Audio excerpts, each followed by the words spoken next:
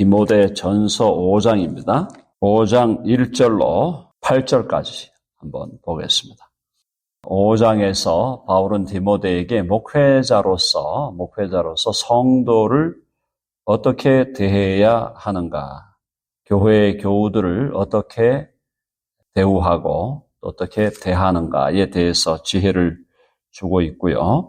그 다음에 교회 안에서 우리가 또 어떻게 서로를 대하고 서로를 treat 해야 되는지를 보여주고 있습니다. 자, 5장 1절에 보니까 늙은이를 꾸짖지 말고 권하되 이렇게 되어 있죠. 네, 이게 지금 디모데가 젊은 사람이라 그랬어요. 30대? 그러니까 디모데가 30대 정도 되는 사람인데 늙은이다 그러면 보통 이 컨텍스트에서 늙은이는 보통 한 60, 70, 60만 넘어가도 늙은이로 이렇게 볼 수가 있습니다. 왜냐하면 지금 이게 1세기거든요. 1세기. 21세기가 아니고요. 자, 그래서 연배가 있는 늙은이를 꾸짖지 말고, 이 꾸짖는다는 얘기는 그 사람을 존중하지 않는 자세로 함부로 대하고 책망하는 겁니다. 그러니까 그래서 지금 연세가 있는 분들에게 대할 때는 잘 권해라 그랬죠? 권하되. 권하라는 것은 encourage하고 advice를 주라는 거지 나이가 드신 분한테 가서 막 이래라 저래라 강요하거나 또 잘못한다고 막 뭐라 그러거나 그렇게 하지 말라는 거죠. 당연한 거죠. 당연한 겁니다. 목회자가 아무리 교회에서는 교회 회중의 대표로서 목회자의 역할이 분명히 있지만 자기보다 연세가 높으신 어른들을 함부로 이렇게 하면 안 된다. 뭐 더 당연한 건데 한 번 더 바울이 이걸 짚고 넘어갑니다. 늙은이를 꾸짖지 말고 권하되 잘 정중하게 말씀을 드리고 어드바이스를 주고 encourage를 하라 이 말입니다. 그렇죠?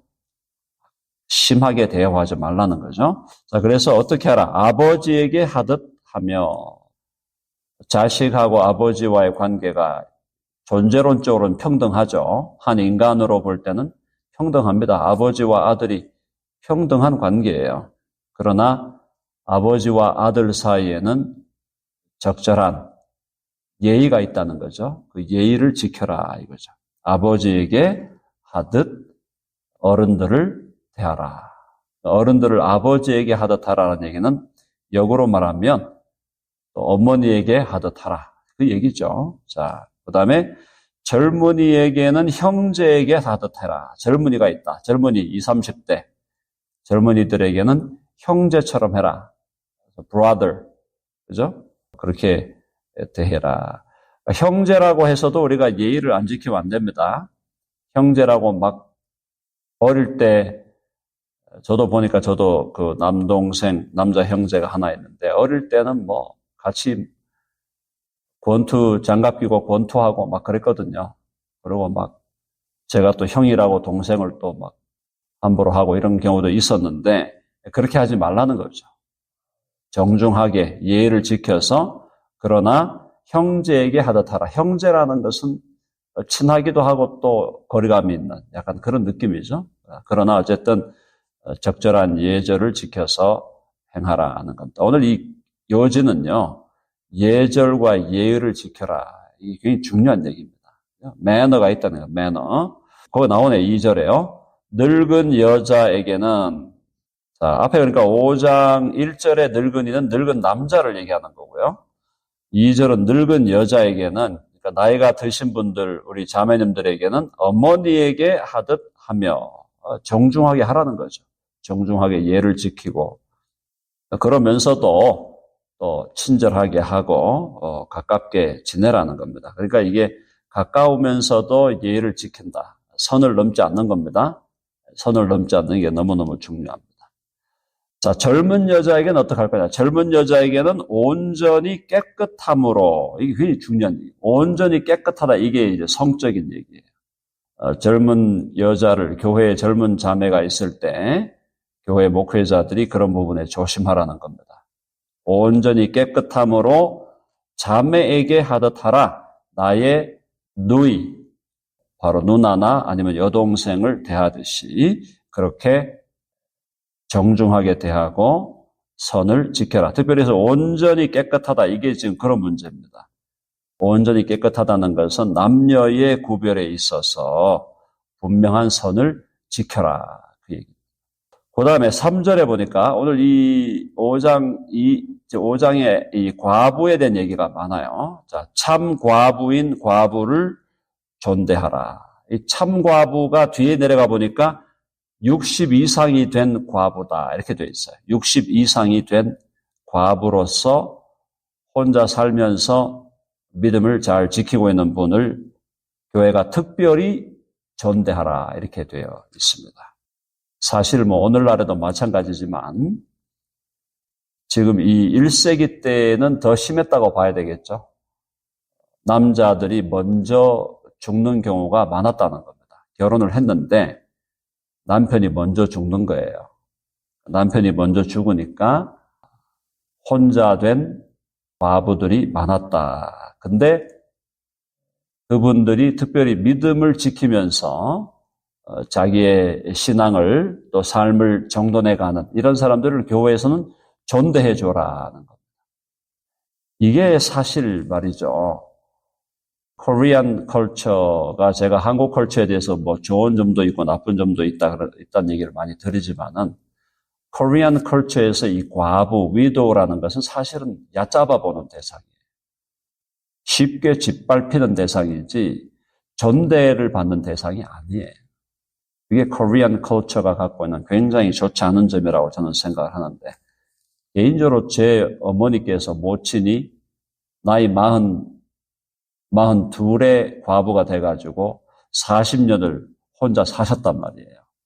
그리고 이제 교회 전도사님으로 사셨는데 교회에서는 그래도 어느 정도 존대를 받았다고 할 수 있겠지만은 그래도 사실은 혼자 사는 남편이 없는 혼자 사는 이 과부들에 대한 일반적인 특별히 코리안 컬처, 그래서 아메리칸 컬처도 그런 게 남아 있겠죠. 근데 코리안 컬처는 특별히 과부에 대해서는 사실은 천대하려고 하고 얕잡아보고 무시하려고 하는 그런 컬처가 굉장히 강합니다. 결혼했어도 사실 우리 남편분들한테 고난당하고 박해받는 우리 자매님들이 많지만 어쨌든 그런 상황인데 성경에서 뭐라고 하고 있냐? 참 과부인 과부를 존대하라. 이게 바로 약자에 대한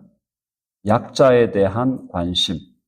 이것이 구약의 율법에도 드러나 있죠. 구약의 율법에도 아주 율법의 전체에 스며들어 있는 정신이 뭐냐? 약자를 보호하고 약자를 존중하는 겁니다. 자, 이게 우리 기독교 윤리와 주님께서 우리에게 요구하시는 것에 대해서 요구하시는 삶의 방향은 약자를 우리가 귀하게 여기는 것이다. 자, 거기 구체적으로 교훈을 해줍니다. 만일 어떤 과부에게 자녀나 손자들이 있거든, 자녀와 손자들이 있으면 조금 덜하죠. 그들로 먼저 자기 집에서 효를 행하여, 효라는 말이 성경에 잘 안 나오는데 이 효라는 말이 여기 나왔네요. 자, 그래서 어떤 과부에게 자녀나 손자들이 있거든 그들로 먼저 자기 집에서 효를 행하여 부모에게 보답하기를 배우게 하라. 이 부모를 공경하라는 것이 효 사상과 연결되어 있습니다. 효라는 게 영어로 얘기하면 filial piety예요. filial piety. 자, 근데 효를 행하여 부모에게 보답하기를 배우게 하라. 과부가 됐는데 연세가 이제 많이 들어서서 과부가 됐는데 자녀들이 있고 손자들이 있으면 그러면 그들이 잘 공양을 해야 된다 이 말이죠. 이것이 하나님 앞에 받으실 만한 것이니라. 그렇죠? 이것이 하나님 앞에 받으실 만하다. 그러니까 하나님께서 바로 이런 것들을 좋아하신다 이 말이에요. 좋아하신다. 하나님이 특별히 효를 행하고 부모에게 보답하는 것을 자녀가 또 손자가 부모님이나 또 할머니, 할아버지라도 그들에게 보답하기를 배우는 것은 하나님이 매우 귀하게 보신다. 그래서 십계명에도 부모를 공경하라.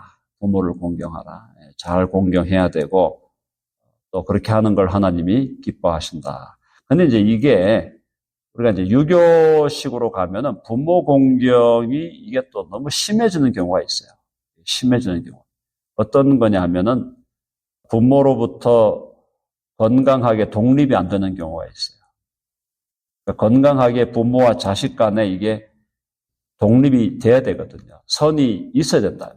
부모와 자식 간에 건강한 선이 있어야 되는데 이 부모는 또 자식의 영역을 침범하고 자식은 또 부모의 영역을 침범하는 이런 선을 넘어가는 이런 잘못된 부분들도 있기 때문에 그런 걸 또 잘 유지하면서도 그러면서도 또 우리 자녀들은 부모를 공경하는 법을 배워야 된다라는 겁니다. 그래서 참과부 나옵니다. 5절 읽어봅시다. 5절 다 같이 시작. 참과부로서 외로운 자는 하나님께 소망을 두어 주야로 항상 간구와 기도를 하거니와. 그러니까 이제 과부가 되었는데 혼자 살게 되었는데 외롭죠. 혼자 살면 외롭다. 이건 뭐 당연한 거고 또 경험을 안 해보신 분들은 잘 모른다 이런 얘기 할 수 있겠지만 기본적으로 인간은 같이 살아도 외로운 존재예요.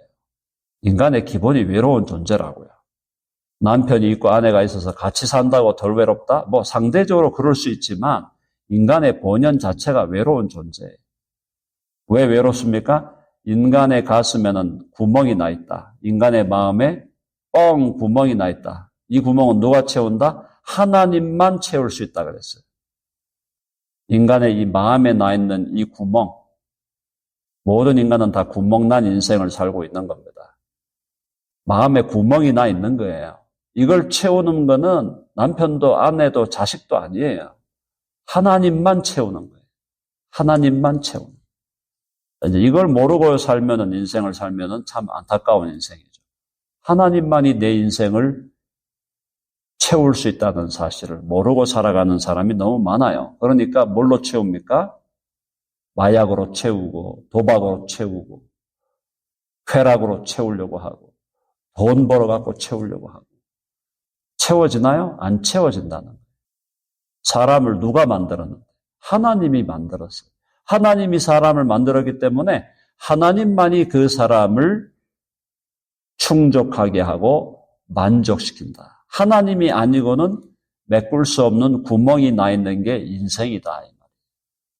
그러나 이제 남편과 아내가 함께 살다가 누가 먼저 한 사람이 죽으면 외로울 수밖에 없죠. 그거는 뭐 두말하면 잔소리인데, 자, 참 과부로서 외로운 자는 하나님께 소망을 두어. 이제 하나님께 소망을 두어라. 다른 말로 하면은 예수 그리스도가 진정한 의미의 나의 spiritual bridegroom이다. spiritual husband다. 나의 영적인 남편, 나의 영적인 신랑, 그분이 예수 그리스도다라는 생각을 하고 주야로 항상 간구와 기도를 하거니와. 과부의 기도. 성경에 약속되어 있어요. 과부의 기도를 하나님이 잘 들으시고 응답해 주신다. 놀라운 특권입니다. 내가 과부가 된 것이 슬픈 일만은 아니라는 걸 여러분 기억하셔야 돼요. 내 남편이 먼저 떠났다. 이것이 내게 그냥 purely negative한 일이라고 생각하시면 안 된다 이 말이에요. 그게 아니에요. 남편을 앞세웠다. 절대 그게 fully negative한 일이 아니다. 왜? 남편이 먼저 떠났을 때 이제 우리는 소망을 하나님께 두는 거예요. 하나님께 소망을 두고 그 다음에 주야로 항상 간구와 기도를 하게 된다. 그래서 과부들의 기도를 하나님이 잘 들어주시고 응답하신다. 네, 뭐 이런 얘기는 우리가 사적인 얘기지만은 제 모친이 40년을 과부로 사셨는데 돌아가시기 전에 제게 한 얘기가 있어요. 내가 기도한 대로 다 됐다. 내가 기도한 대로 다 됐다. 하나님이 다 들어주셨다. 그렇게 얘기하셨어요. 그래서 제가 생각할 때 과부의 기도를 하나님이 정말 잘 들어주시는구나. 자, 그래서 특별히 남편 앞세우신 분들은 하나님께 소망을 둬야 돼요. 소망은 하나님께 있는 거예요. 그리고 주야로 항상 간구와 기도를 해라. 기도하는 법을 배우셔야 돼요. 기도하는 법. 그래서 내 기도를 하나님 아버지가 들어주시고 응답하시는구나. 기도에 응답하시는 그 하나님을 경험하셔야 돼요. 이게 이제 참과부, 연세가 있는 과부를 얘기합니다. 자, 근데 6절에 보니까 향락을 좋아하는 자는 살았으나 죽었느니라. 이건 어떤 걸 얘기하느냐. 이거 굉장히 좀 부도덕한 삶이죠. 과부가 됐는데 향락을 좋아해. 이모럴한 삶을 사는 거예요. 그렇죠? 과부가 됐는데 향락을 좋아한다. 이 골치 아픈 얘기죠. 안 채워진다니까요. 남편 이러셨어요. 요즘 뭐 하고 사세요? 매일 골프 칩니다. 그게 만족이 되겠어요? 몸만 아프지. 뭐가 만족이 되겠어요? 남편 앞세우는데 어떻게 사세요? 매일 골프 치면서 그냥 삽니다. 하나님을 찾으셔야 돼요. 하나님. 남편이 떠났다는 얘기는 위기예요. 크라이시스가 왔다는 얘기야. 그럼 그때 누구를 찾아야 돼? 그때 하나님을 찾으셔야 돼. 하나님. 근데도 골프 치러 다니고 어디 놀러 다니고 남자 소개해 준다니까 남자 만나러 다니고 골치 아파지는 거예요. 인생이. 그 순간 인생 끝나는 거예요. 자, 향락을 좋아하는 자는 살았으나 죽었느니라. 죽은 인생이에요. 아니, 남편이 죽었는데도 하나님을 안 찾아? 남편과 아내가 살다가 남편이 죽었는데도 하나님을 안 찾는다. 제가 볼 때 짐승이죠, 짐승. 삶에 미닝이 없는 사람이에요. 위기가 왔는데 위기 때에 하나님을 찾아야 돼요. 하나님께 소망을 두고 그다음에 주야로 항상 간구와 기도를 하는 기도의 전사가 돼요. 기도의 군사가 돼요. 그런 분들이 있습니다. 저 남편하고 사는데요. 남편하고 같이 사는데도 과부 같아요. 그런 분들이 있어요. 많아요. 그런 분들이. 한둘이 아니에요. 남편인데 진짜 남이야. 남의 편. 그럼 어떻게 하시겠어요? 기도하셔야 돼요. 하나님을 찾아야 돼요. 하나님을 찾고 기도하라. 그게 결론이에요. 기도하는 자는 반드시 승리한다. 한번 해봅시다. 기도하는 자는 반드시 승리한다. 승리의 비결은 하나님께 있는 거예요. 하나님을 찾고 하나님께 기도할 때 승리하는 거예요. 뭐가 다른 게 있나? 다른 게 뭐가 있어요? 인생에 뭐가 다른 게 뭐가 있어요? 솔로몬이 그랬잖아요. 헛되니 모든 것이 헛되도다. 솔로몬이 다 살아보고 한 얘기예요. 헛되고 vanity, vanity, vanity, vanity. Everything is vanity. 그게 솔로몬이 한 얘기라고요. 근데도 남편이 떠났는데 먼저 갔는데 내 인생에 지금 크라이시스가 왔는데도 하나님을 안 찾는 사람들이 10명 중에 9명이다. 10명 중에 9명이 하나님을 안 찾는다는 거예요.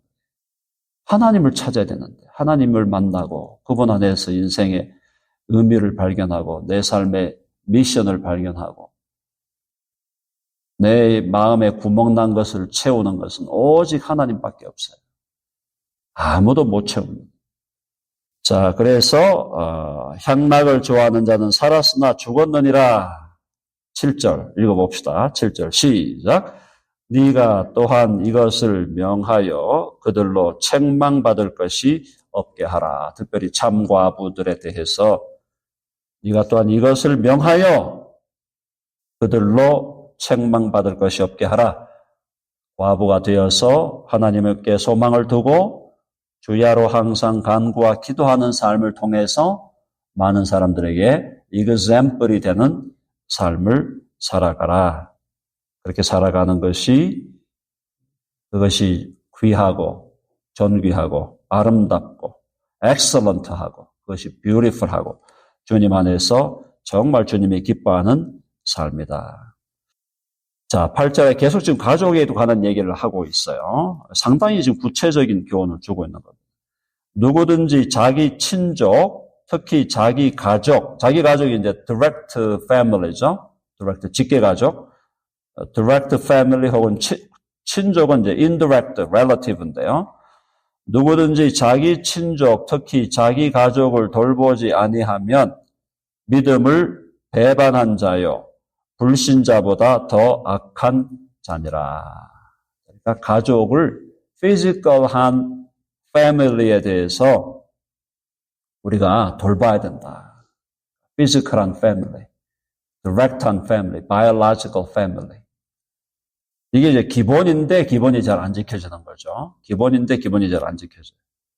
자기 친족, 특히 자기 가족을 돌보지 아니하면 믿음을 배반한 자여 불신자보다 더 악한 자니라. 참 무서운 말씀이죠. 불신자보다 더 악한 자라고 말씀하십니다. 누구를? 자기 친족이나 가족을 돌보지 아니하면.